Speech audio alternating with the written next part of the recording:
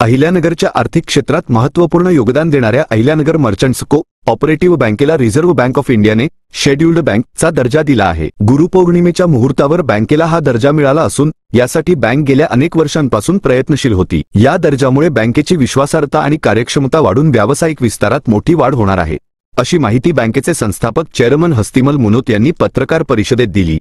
गुरुपौर्णिमेच्या मुहूर्तावर काल मर्चंट बँकेला शेड्यूल्ड बँकेचा दर्जा रिझर्व्ह बँकेने दिलेला आहे। बँकेच्या दृष्टीने आनंदाची आणि महत्वाची गोष्ट आहे। त्यामुळे बँकेला कामकाज करण्यात वाढ होणार आहे। डीमॅट जे शेअर्स होतं ते बँक चालू करू शकेल।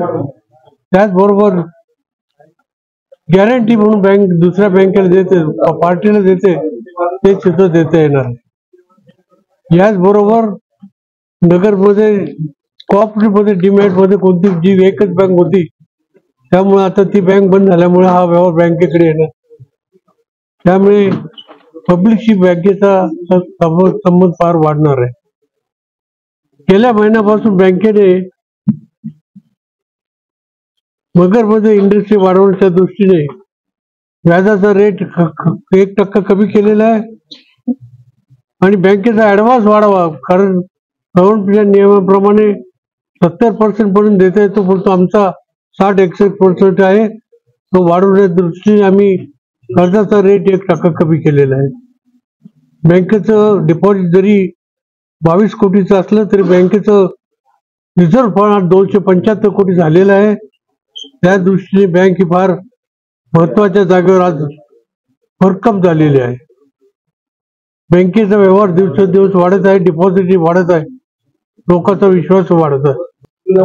आज फार आनंदाचा दिवस आहे।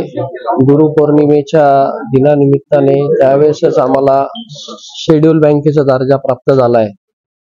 तर सर्व सभासदांसाठी फार आनंदाची गोष्ट आहे की आता अहमदनगर मर्चंट बँकेला डीमॅट बँकेचे अकाउंट ओपनिंग सुरुवात होईल।